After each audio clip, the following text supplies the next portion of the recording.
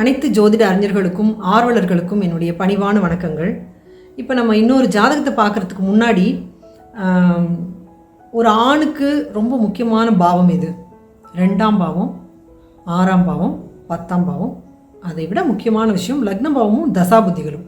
இது கண்டிப்பாக ஒவ்வொரு ஜாதகத்துலேயும் ஒரு ஆணுக்கு நம்ம ஜாதகம் பார்க்கும்போது கம்பல்சரி பார்க்க வேண்டிய விஷயம். ஏன்னா நம்ம இந்தியா மாதிரி கண்ட்ரியில் அதிகமாக வேலைக்கு போகிறவங்க ஆணாக தான் இருக்காங்க. ஸோ அதனால் ஒரு பெண்ணை கல்யாணம் பண்ணி கொடுக்கும்போதும் சரி, என்ன ஒரு விஷயத்துக்காக இருந்தாலும் ஒரு ஆணுக்கு ஜாதகம் பார்த்தா இந்த பாவங்கள் நல்லா இருக்குதா அப்படிங்கிறது பார்க்க வேண்டியது ரொம்ப முக்கியமான விஷயம், ஜோதிடருடைய கடமை. ஸோ இந்த பாவங்களை தொடர்புகள் பார்த்தாலே ஜாதகம் என்ன மாதிரி ஜாதகம் அப்படின்னு நம்மளால் புரிஞ்சுக்க முடியும். கண்டிப்பாக ஒரு அளவிற்கு புறம் சார்ந்த ஜாதகமாக இருந்தால் தான் அவங்களுக்கு அந்த பொறுப்புங்கிறது இருக்கும், நல்ல ஒரு ஜாதகம் அப்படின்னு சொல்ல முடியும். அது 8-12 இல்லாமல் இருக்கணும். அதே மாதிரி முக்கியமாக 5-9 அதிகமாக இருக்கக்கூடாது. ஸோ இதெல்லாம் இந்த ஜாதகத்தில் நம்ம இப்போ பார்க்க போகிறோம். அதற்கு முன்னாடி போன வீடியோஸில் அத்தனை விதமான கமெண்ட்ஸ் கொடுத்துருந்தீங்க. உங்களுடைய ஒவ்வொரு ஆதரவுக்கும் என்னுடைய பணிவான நன்றிகள். தொடர்ந்து உங்களுடைய ஆதரவுகளை வழங்குங்கள், உங்களுடைய கருத்துக்களை பகிர்ந்து கொள்ளுங்கள். இந்த வீடியோவை எல்லாருக்கும் ஷேர் பண்ணுங்கள். நீங்களே பாருங்கள் உங்களுடைய எந்த மாதிரி கமெண்ட்ஸ்லாம் கொடுத்துருக்கீங்க, ரொம்ப ஆழமாக நுணுக்கமாக பார்க்குறீங்கிறது தெரியுது.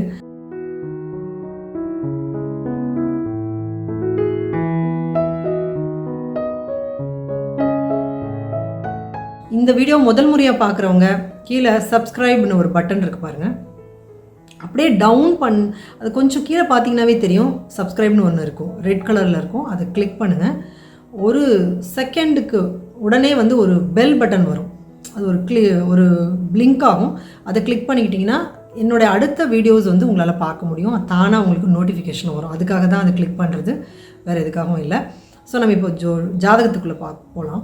இந்த ஜாதகம் ஒரு ஆணுடைய ஜாதகம்.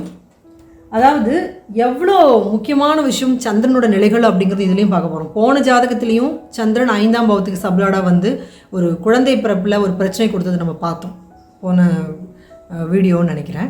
ஸோ அதில் ஒரு பிரச்சனைகளை பார்த்தோம். அதுக்கு முன்னாடியும் நான் 7ஆம் பாவத்துக்கு சந்திரன் எப்படி ஒரு திருமண வாழ்க்கைக்கு ஒரு பிரச்சனை கொடுத்ததுன்னு பார்த்தோம். இப்போது முக்கியமான பொருள் திரிகோண பாவங்களில் முக்கியமான பாவங்களுக்கு சந்திரன் அந்த பாவத்தை எந்த அளவிற்கு, அதுவும் அது ஒரு நிலையான பாவங்கள், ஒரு ஆண்மகனுக்கு அது எப்போதும் மாறாமல் சரியாக இருக்க வேண்டிய பாவத்துக்கு நிலையற்ற கிரகமான சந்திரன் அந்த நிலையற்ற தன்மை எவ்வாறு கொடுத்துருக்கிறதுன்னு நாங்கள் இந்த ஜாதகத்தில் பார்க்க போகிறோம். முடிகிற வரைக்கும் பாருங்கள். பல கருத்துக்கள் இந்த ஜோதிட ஆய்வுலேருந்து உங்களுக்கு தெரியும். டீட்டெயில்ஸ் படிக்கிறேன் நான். முதல்ல 26/4/1981 இவங்க அளித்த நேரம் 6:25 PM. நான் திருத்திய நேரம் 6:24:10 PMல.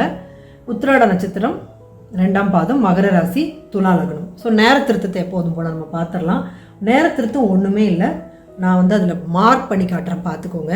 சந்திரனோட நிலைகள் இருக்குது இல்லைங்களா, கடைசீட்டில் இருக்கிறது தான் ரொம்ப ஷார்ப் பாயிண்ட்னு சொல்கிறேன். ட்ரிபிள்எஸ், பக்கத்தில் இருக்கிறது டபுள்எஸ், அதுக்கு பக்கத்தில் இருக்கிறது சப்லாட்னு சொல்லக்கூடிய உப நட்சத்திரம். ஆனால் நமக்கு ரொம்ப முக்கியம் மைன்யூட்டு பகுதி தான் நம்ம முதல்ல கரெக்ஷன் பண்ணணும். அதாவது ட்ரிபிள்எஸ் அல்லது டபுள்எஸ். இந்த டபுள்எஸ்ஸையோ ட்ரிபிள்எஸ்ஸையோ எடுத்துகிட்டு போய் அது லாஸ்ட்டில் இருக்கிறது நம்பர் 1ன்னு வச்சுக்கோங்க. ட்ரிபிள்எஸ் நம்பர் 1, இந்த பக்கத்தில் இருக்கிறது டபுள்எஸ்ல இருக்கிறது நம்பர் 2. ஸோ நம்பர் 3க்கு நம்ம சப்லாடு கொடுத்துடலாம். ஸோ எப்பவுமே 3, 2, 1. இப்போ மேலே லக்ன நிலையில் இருக்குது பார்த்தீங்களா, லக்ன நிலையில் டபுள்எஸ்ஸை நீங்கள் முக்கியமான பகுதியை தான் 1 அப்படின்னு வச்சுக்கணும். அந்த 1 அப்படின்னு காட்டுற அந்த டபுள்எஸ்ல ப்ளூ கலரில் ஆல்ரெடி நமக்கு சாஃப்ட்வேரில் மார்க் பண்ணி கொடுத்துருக்க அந்த இடத்துல அந்த 3 அப்படிங்கிற நம்பர் கீழே போட்டிருக்கீங்களா சந்திர நிலைகள், அந்த கிரகத்தை கொண்டு போயோ அல்லது 2 அப்படிங்கிற இடத்துல ஒரு கிரகம் இருக்கு இல்லையா, இங்கே 3 அப்படின்னு போட்ட இடத்துல புதன் இருக்குது, 2ன்னு போட்ட இடத்துல சூரியன் இருக்குது. நமக்கு ரொம்ப ஷார்ப் பாயிண்ட் அது 3ன்னு போட்ட புதன். அதை ஃபஸ்ட்டு கொண்டு போய் பக்கத்தில் வருதா அப்படின்னு பார்த்துட்டு லக்ன நிலையில் அந்த சூரியன், இப்போ நம்ம சூரியன் வச்சுருக்கோம், அங்கே முன்னாடி ஒரு கிரகம் இருக்குது, அந்த கிரகத்துக்கு பக்கத்தில் ஃபஸ்ட்டு புதன் வருதான்னு நம்ம பார்க்குறோம். புதன் வரல, ரொம்ப தூரம் ஆகுது. அப்போது அடுத்தது என்ன கிரகத்தை வைக்கலாம், நம்பர் 2ல் இருக்கிற சூரியனை வைக்கலாம். சூரியன் பக்கத்தில் வந்துருச்சு. அந்த பக்கத்தில் வர்றதுக்கே நான் 1 minute 10 seconds அட்ஜஸ்ட் பண்ணியிருக்கேன். கொடுத்த நேரம் என்னவோ, அதாவது 1 minute 10 seconds, sorry 50 seconds adjust பண்ணியிருக்கேன். அதாவது 25 தான் கொடுத்துருக்காங்க அவங்க, நான் 24:10 தான் வச்சுருக்கேன். ஸோ 50 seconds தான் அட்ஜஸ்ட் பண்ணியிருக்கேன். அதில் சூரியன் வந்துருச்சு. ஸோ சூரியன் வந்த உடனே இந்த 2வது நம்பரை கொண்டு போய் நம்பர் 1ல் வச்சாச்சு. பக்கத்தில் ட்ரிபிளஸில் நம்ம கரெக்ட் பண்ணலாம், அல்லது நடுவில் அந்த கிரகம் 9 கிரகங்களை நடுவில் கொண்டு போய் வைக்கலாம். ஆனால் நான் எனக்கு புதன் வந்ததுனால, பக்கத்தில் வந்ததுனால நான் கரெக்ட் பண்ணிட்டேன். ஸோ இப்போது ஆளுங்கிரகங்கள் ஒரு பிரச்சனையே கிடையாது கரெக்டாக கொடுக்கப்பட்ட ஜாதகத்துக்கு. அடுத்தது இப்போ நம்ம பார்க்க போகிறது, நீங்கள் பாரம்பரிய கட்டத்தில் இருக்கிற ராசி கட்டத்தை பாருங்கள். இதில் இருந்து இந்த ஜாதகர் பொருளாதாரம் எப்படி இருக்கும், இவருக்கு பொருளாதாரம் நிறைய இருக்குமா இருக்காதா அப்படின்னு ஒன்று நீங்கள் கண்டுபிடிச்சி சொல்லணும். இப்போ நீங்கள் மைண்டில் நீங்கள் சொல்லணும். இப்போ பாருங்கள், லக்னம் வந்து இவருக்கு துலா லக்னம், 2வது கட்டகம் விருச்சிகம். அந்த விருச்சிகத்தோட ராசி அதிபதி யார்? செவ்வாய். கரெக்டு நீங்கள் சொல்கிறது. அந்த செவ்வாய் வந்து யாரோட வீட்டில் இருக்கார்? தான் சொந்த வீட்டில் இருக்கார். ஸோ தனக்காரகன், இந்த இடத்துல தனம் அப்படிங்கிறது 2ஆம் பாவம், அதுக்கு செவ்வாய் அதிபதி. அது வந்து தான் சொந்த வீட்டில் இருக்குது. அப்புறம் கூடவே யார் கூட இருக்காங்க? அதுவும் கையில் நிறைய பணத்தை புழங்கக்கூடிய சுக்கிரன் கூடயும், சூரியன் கூடயும், அறிவையும் புத்திசாலியும் தனத்தையும் கொடுக்கக்கூடிய புதன் கூடயும் இருக்குது. சரிங்களா? இவருக்கு பணம் அமைப்பு எப்படி இருக்கும் நீங்கள் மைண்டில் ஒரு கணக்கு போட்டு வச்சுக்கோங்க. ஸோ வேலை அமைப்பு எப்படி இருக்கும்ன்ட்டு இதில் நீங்கள் என்னென்னலாம் உங்களுக்கு தெரியுதோ அதில் நான் எப்படி தெரியுதுன்னு நான் சொல்கிறேன் உங்களுக்கு. அடுத்தது வேலை அமைப்புங்கிறது எந்த பாவத்தை பார்க்கணும்? 6வது கட்டத்தை பார்க்கணும் இல்லையா? 1 2 3 4 5 6ன்னு பாருங்கள், மீனம் வருது இல்லையா? அங்கே குரு தான் அதோட அதிபதி. 6வது கட்டமும் காலியாக தான் இருக்குது, ஒன்றும் பிரச்சனை இல்லை. 6வது அதிபதி அங்கே வக்ரமாக இருக்குது. சரி, வேலையில் ஒரு பிரச்சனை இருக்குது, 12வது கட்டத்தில் இருக்கிறதுனால பிரச்சனை இருக்குது. சில பேர் சொல்லுவாங்க, சில பேர் 6வது அதிபதி 12வது அதிபதியில் இருந்தால் வெளிநாட்டில் வேலை, மறைந்து வேலை, இப்படிலாம் சொல்லுவாங்க. ஸோ அதெல்லாம் வந்து உங்களுடைய அனுமானம், உங்களுக்கு எப்படி நீங்கள் படிச்சிங்களோ நீங்கள் அப்படி திங்க் பண்ணிக்கிறீங்க. இப்போது நம்ம ஃபுல் ஷார்ட் படி சப்லாட் தெரிப்படி எப்படி இருக்குது, நான் ஏற்கனவே போனதில் சொல்லிட்டேன். சோர்ஸ்னால் என்ன, அது தொடர்பு கொண்ட பாவங்கள் தான் விளைவுகள். சோர்ஸுங்கிறது 12 பாவத்தினுடைய சோர்ஸ் எல்லாருக்கும் கொடுக்கப்பட்டது. அது எப்படி எந்த மாதிரியான வழியில் கிடைக்குது அப்படிங்கிறது விளைவுகள் தான், அந்த பாவ தொடர்புகள் தான். அதாவது 1 3 5 7 9 11 அப்படிங்கிறது அகம் சார்ந்த பாவ தொடர்புகள். அப்படி ஒரு பாவம் 1 3 5 7 9 11 பாவங்களை தொடர்பு கொண்டால் அந்த ஜாதகர் ரொம்ப அந்த பாவகாரக ரீதியான அளவில் எந்த பிரச்சனைகளுமே வராது, எப்போதும் எந்த பிரச்சனையும் வராது. ஆனால் மிதமான வருமானம் தான் வரும். அந்த வேலையை அவர் செஞ்சார்னா மிதமான வருமானம் வரும், பெரிய அளவிற்கு பொருளாதாரம் வராது. அதே அந்த ஒரு குறிப்பிட்ட ஏதோ ஒரு சோர்ஸ் 12 பாவத்தில் ஏதோ ஒரு பாவத்தை நீங்கள் மைண்டில் வச்சுக்கோங்க. அது 6ஆம் பாவமோ 5ஆம் பாவமோ வேலையோ தொழிலோ லக்னமோ சிந்தனையோ ஏதோ ஒன்று, அந்த பாவம் தான் நின்ற நட்சத்திரம் உபநட்சத்திரம் வழியாக 2 4 6 10 இந்த பாவங்களை மட்டும் தொடர்பு கொள்ளுச்சுன்னா அந்த பாவகாரக ரீதியாக அவர் நல்ல பொருளாதார அறிவு, புற அறிவை பெற்றிருப்பார். அந்த பாவம் எப்படியாவது அந்த பாவத்தின் வழியாக அவருக்கு பணம் வரும் அப்படின்னு நம்ம தெரிஞ்சுக்கணும். ஆனால் ஓரளவுக்கு தான் ஆரோக்கியத்தை கொடுக்கும், பெரிய அளவுக்கு ஆரோக்கிய பாதிப்பில் ஓரளவுக்கு பாதிப்பை கொடுக்கும். 2 4 6 10 ஜாதகம் முழுசு இருந்தால் குண்டா இருப்பாங்க எப்பயும். அந்த ஒரு எக்ஸாம்பிள் வச்சுக்கலாமே, என்ன அகம் பாதிக்கப்படுது, அது வந்து பெரிய குண்டா இருப்பாங்க, பெரிய பாதிப்பு இருக்காது, ரொம்ப நாள் குண்டாவே இருப்பாங்க. அவங்க ஓரளவுக்கு கொழுப்பு இருக்கலாம், உடல் எடை அதிகமாக இருக்கலாம், அவ்வளோதான். ரொம்ப பெரிய பாதிப்பு கொண்டு போய் ஹாஸ்பிட்டல் படுக்கிற மாதிரி பிரச்சனை இருக்காதுன்னு அர்த்தம். ஸோ இப்போ எது பிரச்சனை கொடுக்கும்? 12 பாவங்களை ஏதாவது ஒரு பாவகாரகம் 8 12 தொடர்பு இருந்தால் நிச்சயமாக அந்த பாவங்கிறது சோர்ஸ் உங்களுக்கு இப்போ வந்து ஒன்றும் இல்லை, உங்களுக்கு 7ஆம் பாவம் 6ஆம் பாவம்னு வச்சுக்கலாம். உங்களுக்கு 6ஆம் பாவம் 2 4 6 10, பக்கத்தில் இருக்கிற உங்கள் ஃப்ரெண்டுக்கு 6ஆம் பாவம் 8 12, நீங்கள் வேலை சூப்பர் வேலையில் இருப்பீங்க, நல்ல பணம் வரும். ஆனால் அவருக்கு 6ஆம் பாவங்கிறது சோர்ஸ் அவருக்கும் இருக்குது, வேலைக்கு தான் போகிறாரு. ஆனால் அடிப்பட்டு விதிப்பட்டு பிரச்சனைப்பட்டு பந்தாடுவாங்க அங்கே வேலையில் இருக்கிறவங்க. அடிமட்டத்துக்கு போய் வேலை செஞ்சு கூட வேலை செய்யணும். நைட்டு 12 மணிக்கு போனாலும் அவங்களுக்கு வேலை செய்கிறவங்களுக்கு முதலாளிக்கு திருப்தி இருக்காது. சம்பளம் வந்து அதாவது அவங்க எப்படியோ வந்துடும், இவ்வளோ கஷ்டப்படுறோம், ஓகே 1ஆம் தேதி காசு வந்துடும்னா கரெக்டாக 2 மாதம் சம்பளத்தை பிடிச்சிக்குவாங்க. அந்த மாதிரி கஷ்டப்படுவாங்க. 6ஆம் பாவம் 8 12 தொடர்பு வேலையில் நிம்மதியாகவே அவங்க வேலை செய்ய மாட்டாங்க. ஒன்றும் ரொம்ப அடிமட்டத்துக்கு செய்கிற வேலைகள்லாம் கூட செய்வாங்க. மரியாதை, அந்த பாவகாரக ரீதியான மரியாதை கிடைக்காது அவங்களுக்கு. மரியாதை கொடுக்காத, அவங்களுக்கு பந்தாடுற வேலை, எவ்வளோ கஷ்டப்பட்டு வேலை செய்வாங்க. 10,000 ரூபாய்க்கு வேலை செஞ்சிங்கன்னா 2,000 ரூபாய் கையில் வாங்குறதே பெரிய விஷயமா இருக்கும். இதுதான் ஒரு பாவம் சோர்ஸாக இருக்கும். ஒருத்தருக்கும் ஒரே சோர்ஸ் தான். சோர்ஸுங்கிறது இப்போ உங்களுக்கு புரிஞ்சுட்ருக்கும். சோர்ஸை தான் நான் இன்னும் சில சமயங்களில் சொல்லுவோம் மூல பாவங்கள்னு சொல்லுவேன். மூல பாவங்கிறதும் சோர்ஸுங்கிறதும் ஒன்று தான். சோர்ஸுங்கிறது 12 பாவங்கள். அந்த 12 பாவங்களும் எல்லாத்துக்கும் இருக்கும். ஆனால் ஒவ்வொருத்தருக்கும் வேறு வேறு மாதிரி இருக்கும். அந்த வேறு மாதிரி நம்ம எப்படி தெரிஞ்சுக்கிறதுனா தான் நின்ற நட்சத்திரம் உபநட்சத்திரம் வழியாக தொடர்புகள்னு லாஸ்ட்டில் வருது இல்லையா, அதை வச்சு தெரிஞ்சுக்கணும். ஸோ இப்போ உங்களுக்கு ஓரளவுக்கு சப்லாடுங்கிறது நல்லா உங்களுக்கு புரிஞ்சுட்டே வரும். இப்போ இங்கே சோர்ஸில் இப்போ சோர்ஸ் என்ன, இவர் நம்ம என்ன பார்க்கணும், ஒரு ஆணுடைய ஜாதகத்தில் இவர் வந்து ஒரு விஷயத்துக்காக வராரு. ஃபினான்ஷியல் ப்ராப்ளம்னு வச்சுக்கலாம். வேலை ப்ராப்ளம்னு வச்சுக்கலாம். இவருக்கு முதல்ல ஜாதகத்தை பார்த்தோன்னா ஒரு ஆணுக்கு நாம் என்ன பார்க்கணும், 2ஆம் பாவம் 6ஆம் பாவம் 10ஆம் பாவம். இவருக்கு பாருங்கள் 2ஆம் பாவம் சந்திரன் சப்ளாட் முடிஞ்சு போச்சுங்களா, 6ஆம் பாவத்துக்கும் சந்திரன் சப்ளாட் வேலையும் முடிஞ்சு போச்சுங்களா. நிரந்தரமாக நமக்கு ஒரு விஷயத்த சொல்ல முடியாது, அனுமானிக்க முடியாது இல்லைங்களா. அது பரவாயில்ல, 2ஆம் பாவத்துக்கும் 6ஆம் பாவத்துக்கு வந்து நல்ல தசைகள் வந்தால் கூட ஒரு நல்ல வேலையில் தான் இருப்பார், நல்ல பொருளாதாரம் வரும். ஆனால் 8ஆம் பாவத்திற்கும் சந்திரனை சப்ளாட் எப்போதும் ஒரு நல்ல பாவங்களை வைத்திருக்கக்கூடிய ஒரு கிரகம் பொதுவாகவே 8ஆம் பாவத்துக்கும் 12ஆம் பாவத்துக்கும் வந்துச்சுன்னா அதன் ரீதியாக ஒரு டென்ஷன், ஒரு ப்ரெஷர் இருந்துக்கிட்டே இருக்கும். ஆனால் இங்கே சந்திரன் மனோகாரகனே 2ஆம் பாவத்துக்கு 6ஆம் பாவத்துக்கு வந்து 8ஆம் பாவத்துக்கு வரும்போது அவர் என்னென்னலாம் தீர்மானிக்கக்கூடியவர், தசாபுதிகளை தீர்மானிக்கக்கூடியவர், ஒரு மனிதனுடைய மனநிலையை தீர்மானிக்கக்கூடியவர். மனநிலையும் எப்போ பார்த்தாலும் குழப்பமாக டென்ஷனாகவே இருக்கும், அவருக்கு வேலையில் பணத்தில் பிரச்சனை இருந்துகிட்டே இருக்கும். அதுக்கு ஆட்டோமேட்டிக்காக மனதை பாதிக்கும், குழப்பம் வரும், புலம்பல் வரும். யாருக்கிட்ட போய் சொல்லி இந்த பிரச்சனைக்கு சரி தீர்வு கிடைக்கும் அப்படிங்கிறது ஏதோ ஒரு குழப்பிக்கிட்டு, எதிர்காலத்தை பற்றின பயம், கையில் காசு இல்லையாங்கிற பயம், ஏன்னா கையிருப்பு பணம்ங்கிற 2ஆம் பாவம், அவர் செய்யக்கூடிய வேலைங்கிற சோர்ஸுங்கிற 6ஆம் பாவம், 8ங்கிற ஒரு வழி வேதனை கொடுக்குற 3 பாவத்துக்கும் சந்திரன் வந்தது ஏன் பிரச்சனைனா அது தசாபுதிகளை தீர்மானிக்கக்கூடியது. தசாபுதிகள் பிரச்சனையாக இருந்தால் அந்த ஜாதகருக்கு கொடுப்பினை அப்படிங்கிறதே பிரச்சனை அமைஞ்சிரும். அது தசாபுதியே அதையும் சேர்ந்து வழி நடத்தும். அதே பாவத்தை எல்லா தசைகளிலும் அந்த கிரகம் வழிநடத்தும், சந்திரன் வழிநடத்துறார். அதாவது எந்த தசை நடந்தாலும் சரி இந்த பாவத்துக்கு கொடுப்பினை ஒரு விஷயத்தை சேஞ்ச் பண்ணிட்டே இருப்பார். அது எந்த மாதிரி பாவத்தை சேஞ்ச் பண்ணுறாருன்னு பாருங்களேன். பணம் அப்படின்னு சொல்கிற 2ஆம் பாவம், வேலைங்கிற 6ஆம் பாவம், இதை வந்து ஒரு மனிதனுக்கு, ஒரு ஆண் மகனுக்கு இப்படி ஒரு பிரச்சனை கொடுத்துட்டு இருந்தால் அவர் வாழ்க்கையில் எப்படி சந்தோஷமாக இருக்க முடியும்? ஸோ நான் பார்த்த உடனே அவர் சொன்னேன், வேலையில் பிரச்சனையா சார், கையில் பணமே நிற்கிறது இல்லையா சார்னா, அதுதான் மேடம் பிரச்சனை, எனக்கு ரொம்ப ரொம்ப பிரச்சனையாக இருக்குது, வேலையே எனக்கு ப்ராப்ளமாக இருக்குது அப்படின்னு சொல்கிறாரு. ஸோ வேலை ப்ராப்ளமாக இருக்கிறது எப்போ இருந்து அப்படிங்கிறது இப்போ நம்ம கண்டுபிடிக்கணும் இல்லையா. சப்ளாட் தெரியுன்னு சொல்கிறோம், கரெக்டாக சொல்ல முடியும்னு சொல்கிறோம். எப்போ இருந்து பிரச்சனையாக இருக்கும்? இங்கே பாருங்கள், சந்திரன் எந்த நட்சத்திரத்தில் போகிறாரு, குருவோட நட்சத்திரத்தில் போகிறாரு. குரு எந்த பாவங்களை கையில் வைத்திருக்கிறார், 5, 9ங்கிற சப்ளாட். 5, 9 என்ன, ஒரு பொருளாதாரமும் வராது, அவரால் உடல் உழைப்பை கொடுத்து வேலை செய்ய முடியாது. அப்போ 5, 9ங்கிறது என்ன, நம்மளால் ஒரு கமிஷன் பேசிஸில் அப்படியே ரொம்ப ரிலாக்ஸ்டாக சந்தோஷமாக ஏதாவது ஒரு வேலை செஞ்சுட்டு போனால் ரொம்ப கம்மியான பணம் வருதுன்னா பண்ண முடியும். ஆனால் உடல் உழைத்து மற்றவங்களுக்கு கீழே செய்யக்கூடிய சர்வீஸ் அப்படிங்கிற ஒரு விஷயம் 6ஆம் பாவத்துக்கு எதிரான பாவங்களை, 5ஆம் பாவம் இல்லையா, அந்த பாவத்துக்கும் எதிரான பாவம் 10ங்கிற ஒரு பொறுப்பு அந்தஸ்தை கொடுக்கக்கூடிய 10ஆம் பாவத்துக்கும் 12ஆம் பாவமாக வருது இது 9ஆம் பாவம். 5லேருந்து கணக்கு போடணும், 5, 6, 7, 8, 9, 10, 11, 12, அதுக்கப்புறம் 1ன்னு கவுண்ட் பண்ணுங்கள். 1, 2, 3, 4, 5.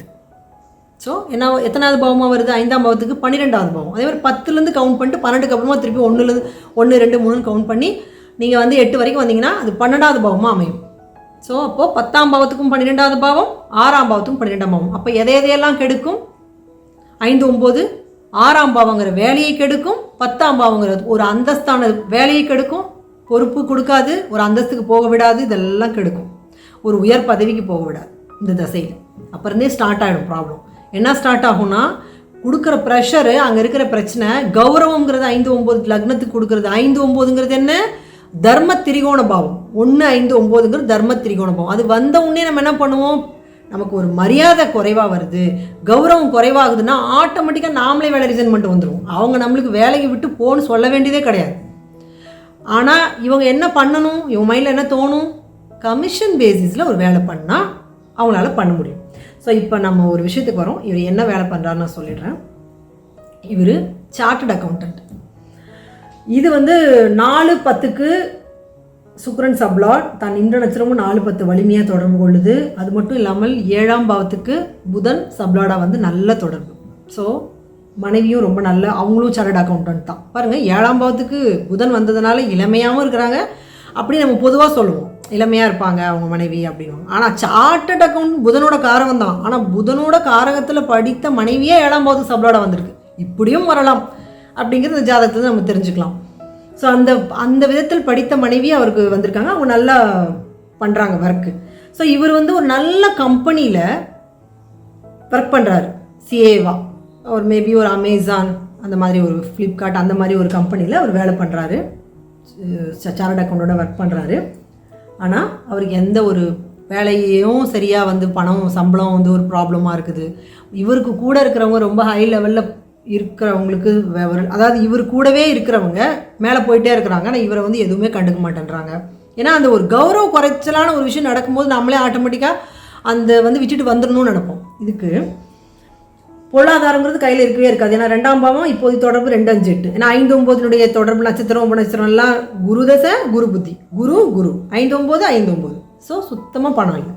வேலை போகிற நிலமையில கௌரவத்துக்கு குறைச்சலான நிலமையில மற்றவங்களாம் நம்மளோட மேலே போகிறாங்கன்ற ஒரு மனசு வலி கொடுக்குற நிலமையில வந்துருச்சு. 8ஆம் பாவமும் 2, 5, 8 வலி வேதனைகளை கொடுப்பதற்கு அந்த பாவம் தயாராகி இருக்கிறது. இப்போ 2, 6, 8 பிரச்சனைக்குரிய விஷயம் ஆயிடுச்சுங்களா. நடக்கிற தசை 5, 9 காட்டுறதுனால அதுவே கொடுப்பனையாக அமைந்ததுனால இந்த பாவமும் பிரச்சனை, நடக்கிற தசையும் கமிஷன் ரீதியாக தான் செய்ய முடியுமே ஒழிய அவங்களால வேலையை செய்யவே முடியாது. அதனால் வேலையை விட்டுறணுமா அப்படின்னு வந்து கேட்குறாரு. அப்போ நான் என்ன அறிவுறுத்திருப்பேன், நான் என்ன அறிவுறுத்தினேன்னா, உடனே வேலையை விடாதீங்க, உங்களுக்கு கமிஷன் ரீதியால் பண்ண முடியும். நான் கேட்ட கேள்வி, நீங்கள் தனியாக வந்து ஆர்டர் எடுத்து பண்ண முடியுமா, மற்றவங்களுக்கு வந்து இப்போ இன்கம் டேக்ஸ் ஃபைல் பண்ணுறதுலாம் சிஏவோட பணி தான் இல்லைங்களா. ஸோ இன்கம் டேக்ஸ்லாம் ஃபைல் பண்ண முடியுமான்னு கேட்டேன். எனக்கு வந்து நிறைய கொடுக்குறாங்க, அந்த மாதிரிலாம் கேட்குறாங்க. அப்போ நான் அது பண்ணலாமா, எனக்கு ஒரே பயமாக இருக்குது, குழப்பமாக இருக்குது. குழப்பம் இருக்கும் தான், ஏன்னா சந்திரன் எப்போது 2, 6, 8 வந்துச்சோ அப்போ குழப்பம் இருக்க தான் செய்யும். 8ஆம் பாவம் வந்துருச்சு இல்லைங்களாங்க. ஸோ அப்போ குழப்பம் தான் இருக்கும். அது இல்லாமல் 3ஆம் பாவம் கூட அவருக்கு 2, 6, 8 தான் தொடர்பு. ஸோ ஏதோ ஒரு குழப்பம் 8ஆம் பாவத்தின் ரீதியாக அவருக்கு இருந்துகிட்டே இருக்குது. நான் என்ன சொன்னேன்னா, இப்போதைக்கு வேலையை விடாதீங்க, ஃபஸ்ட்டு கிளைண்ட், ஏன்னா 7ஆம் பாவம் ரொம்ப நல்லா இருக்குது, புதனும் நல்லா இருக்கிறதுனால ஃபஸ்ட்டு கிளைண்ட்டை வந்து நீங்கள் சரியாக கரெக்ட் பண்ணுங்கள். சைடில் ஏதோ ஒரு பணம் வந்துட்டு போட்டோம், அவங்க கம்மியாக கொடுக்கட்டும் அல்லது மேலே அவங்க பொசிஷன் கொடுக்கட்டும், கொடுக்காம போட்டோம், ஏதோ ஒரு பணம் மாதம் மாதம் வந்துட்டு இருக்குது. இல்லைன்னா உங்களுக்கு நடக்கிறது 5, 9, நீங்கள் பெருசாக உடல் உழைப்பு வராது, உங்களுக்கு பணம் வராது. இது அவங்க பண்ணுற வேலை இல்லை, கிரகங்கள் பண்ணுறது. அதனால் எதுக்கு வேலையை விடுறீங்க, அது பாட்டுக்கு ஒரு பக்கம் வந்துட்டு இருக்கட்டும். அது 10,000 கொடுக்குறாங்களோ 20,000 கொடுக்குறாங்களோ அவங்க பாட்டுக்கு பேங்க்கில் கொடுத்துட்டே இருக்கட்டும், அது பிரச்சனை இல்லை. ஆனால் நீங்கள் பாட்டுக்கு தனியாக ஒரு பிஸ்னஸ் எடுத்து பண்ணி ஸ்டார்ட் பண்ணி அதை ஒரு ஸ்டாண்ட் பண்ணுற அளவுக்கு, அதாவது கமிஷன் ரீதியாக இப்போ இன்கம் டேக்ஸ் ஃபைல் பண்ணுறது, கிளைண்ட்ஸ் நிறைய பேர் கிடைக்கிறது, சிஏ பார்க்குறதுக்கு சில கம்பெனிங்களெல்லாம் போய் பிடிச்சி அவங்க ஒய்ஃபும் பண்ணுறாங்க, எல்லோரும் ஹெல்ப் பண்ணுவாங்க இல்லைங்களா. ஸோ அப்போ வந்து அதெல்லாம் பண்ணதுக்கப்புறமா நீங்கள் வேலையை விட்டுருங்க. ஸோ அந்த கொஞ்சம் நாள் வந்து நீங்கள் வேலை பண்ணுங்கள், உங்களுக்கு ஒரு கான்ஃபிடென்ஸ் வந்து எனக்கு நிறைய கிளைண்ட்ஸ் வந்துட்டாங்க, எனக்கு இனிமேல் பிரச்சனை இல்லை, நான் வந்து ஒரு ஸ்டாண்ட் பண்ண முடியும் அப்படின்னு நினைக்கும் போது நீங்கள் வெளியில் வந்துடுங்கன்னு சொன்னேன். ஏன்னா இப்போ குரு தசை, குரு புத்தி ஒரு 4, 8, 10 அது ஆரம்ப பகுதி சூரியன் வந்து நின்ற நட்சத்திரமாக இருந்துட்டு அவருக்கு 1, 8 தொடர்பு இருக்குது.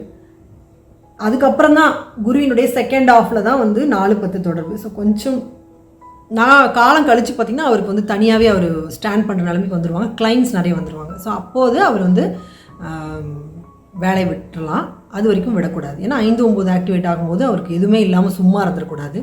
இப்போ வேலை ஒரு கௌரவம் வந்து தடுக்கிற மாதிரி தான் இருக்கும், இதை நான் சொன்னேன். இன்னொன்று, எப்போதும் உங்களுக்கு தாய்க்கான ஹெல்த் இஷ்யூஸ் நிறைய செலவாகும், அவங்க உடம்பு நிலை சரியில்லாமல் இருக்கும் அப்படின்னு சொன்னதுக்கு ரொம்ப ஆச்சரியப்பட்டார். இப்போ கூட ஏதோ ஒரு ப்ராப்ளம்னு சொல்லிவிட்டு அவங்களுக்கு ஹாஸ்பிட்டல் அட்மிட் பண்ணி ட்ரீட்மெண்ட் கொடுத்துட்ருக்குறோம், இதே தான் தொடருமா அப்படின்னு ரொம்ப ஆச்சரியமாக கேட்டார். அதேமாதிரி அப்பாவை பற்றினும் பயம் உங்களுக்கு இருக்குதான்னு கேட்டேன்.